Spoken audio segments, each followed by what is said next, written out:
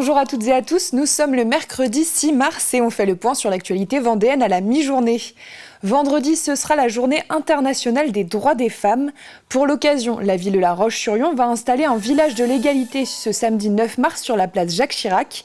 Au programme, des conférences, des concerts, des ateliers, le tout proposé par 8 associations. Cette journée mondiale permet de faire le point sur la situation des femmes. Et même si la société progresse, les inégalités perdurent entre les sexes.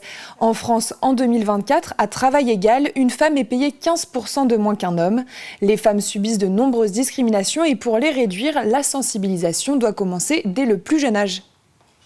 Dès l'école, il y a des petits garçons qui ont des attitudes très très bizarres par rapport aux femmes. On voit qu'ils ont eu du vécu et qu'ils ont vu des choses à la maison. Dans une école l'autre jour, il y avait une jeune fille qui pensait que petite pute c'était un mot d'amour, quoi. Et en fait, si vous voulez, le garçon lui avait dit ça, mais on lui a dit mais non, quoi, il faut réagir. Tu sais pas ce que veut dire vraiment le mot, je pense, et tu peux pas être appelé comme ça. Les aides-soignants manquent sur le territoire des herbiers. Pour remédier à cette problématique, le CCAS de la commune, en partenariat avec l'Institut de formation d'aides-soignants de Cholet, a annoncé l'ouverture d'une formation innovante aux herbiers. Cette antenne se trouvera dans l'EHPAD à la Clairefontaine, donc au plus près des besoins. 12 étudiants seront accueillis dès la rentrée prochaine, le 26 août, pour 6 mois d'alternance entre cours et stages. Et tous les profils sont les bienvenus. Alors c'était important pour nous d'ouvrir cette formation puisque ça répond à un besoin de notre territoire. On a besoin d'aides-soignants, on a besoin de personnes qui soient formées pour pouvoir accompagner nos aînés. Et en l'occurrence, le faire au plus près des besoins était parfaitement logique. Donc c'est ce que nous avons fait. Elle est pour alors des personnes qui vont de 17 ans à plus de 50 ans, soit des personnes qui sont en début de parcours professionnel et qui veulent pouvoir se spécialiser, soit des personnes qui sont aussi en reconversion et qui cherchent parfois un sens nouveau et un nouveau souffle à leur parcours professionnel. Nous vous proposons une nouvelle idée de sortie pour ces vacances scolaires. Direction l'abbaye de Nieul-sur-Lotise qui invite le public à découvrir le bestiaire sculpté de l'abbaye sous forme de chasse au trésor.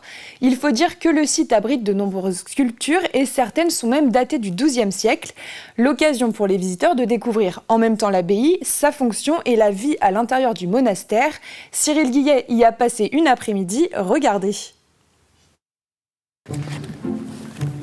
Non, pas de dragon en vue. Non. Bon, on continue de chercher alors. Là, vous étiez plutôt bien placé quand vous étiez au centre, dans l'allée au centre. Le regard tourné vers le ciel, petits-enfants et grands-parents sillonnent l'abbaye à la recherche d'animaux sculptés. Alors maintenant, on va chercher autre chose, on va chercher un chat. Donc l'idée c'est de pouvoir découvrir l'abbaye avec un thème et puis pour que ce soit un peu plus ludique pour les enfants. Donc on a comme une sorte de jeu de piste pour rechercher en effet les sculptures et plus particulièrement les animaux qui ont été sculptés. Et donc ça leur permet de découvrir les différentes pièces et de découvrir l'abbaye. L'âne, il est là. Là, on voit la tête. Et au milieu, on a un arbre. Il y a de très belles sculptures.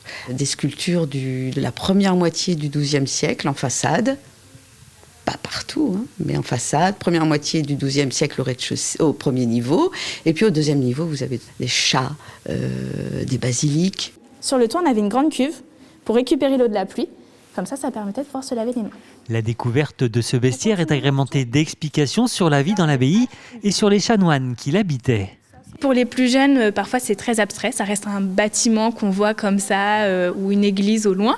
Et donc le fait de rentrer à l'intérieur et de comprendre un peu mieux la vie des chanoines, ça permet de mieux comprendre en effet l'abbaye. Moi j'aime bien les visites comme ça avec un thème particulier. Pour les enfants c'est très instructif et ça les conduit à regarder d'une autre manière. On n'avait jamais eu l'occasion d'avoir des commentaires. Donc le fait d'amener les petits-enfants, on a appris plein de choses avec eux. Après avoir découvert les animaux qui se cachaient un peu partout dans l'édifice, les jeunes visiteurs ont été mis à contribution pour créer eux-mêmes leur bestiaire. Chats, oiseaux ou encore dragons, chacun s'est essayé à l'origami et à l'issue de l'après-midi, tout le monde est reparti avec sa création. Les petites briques danoises étaient à l'honneur ce week-end sur l'île de Noirmoutier. En pleine vacances scolaires, plusieurs associations ont organisé une exposition Lego et les visiteurs ont répondu présent. Il y en avait pour tous les goûts, des constructions impressionnantes, du Brixel Art et la présence de participants de l'émission d'M6 Lego Masters. En plus de ces stands, 5 créations sur le thème de Noirmoutier étaient à découvrir. Un travail réalisé par les écoles de Lille. Je vous laisse voir ça en images. Prendre des pièces, les assembler et voir le tout prendre vie, ces œuvres ont été réalisées par les écoles de Lille, le thème Noirmoutier. Ici, la plage des Dames, les marais salants ou encore le passage du bois. Là, il y a les balises. Ah oui, j'ai adoré. C'est mieux que le français et les maths déjà.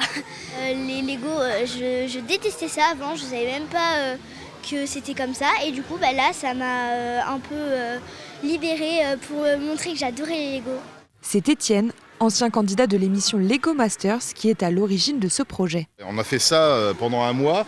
J'ai été dans toutes les écoles publiques de Noirmoutier pour aller avec 5000 briques chacun pour pouvoir construire des choses ensemble sur le thème de Noirmoutier. Et ils étaient à fond, c'était génial.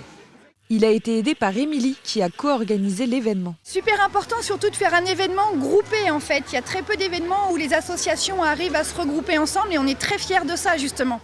La Tour Eiffel, une fête foraine animée, un aquarium coloré ou encore un monde intergalactique, les Lego étaient à l'honneur sous toutes leurs formes. Et il y avait des guests venus de Suisse. Eric et Alex ont présenté l'œuvre grâce à laquelle ils ont remporté la saison 2 de Lego Masters. Alors il a été fait en 25 heures à 2, on estime qu'il y a environ 25 000 pièces et le but était de faire un rappel à un peu à notre pays, donc la Suisse, et ça, entre guillemets, son repas national, donc la fondue au fromage. Cette passion, ils en ont fait leur métier et il n'y a pas à dire, les Lego, ça rassemble. On voit que les grands-parents en ont eu, les parents, puis maintenant les enfants et peut-être même les arrière-petits-enfants. Donc c'est vraiment, c'est comme deux briques qui s'assemblent au final, c'est très rassembleur. Une première édition qui a attiré plusieurs centaines de curieux. Nul doute que l'exposition reviendra sur l'île. Voilà pour l'actualité de ce mercredi midi. On se retrouve à 18h pour le journal. D'ici là, passez une excellente journée sur TV Vendée.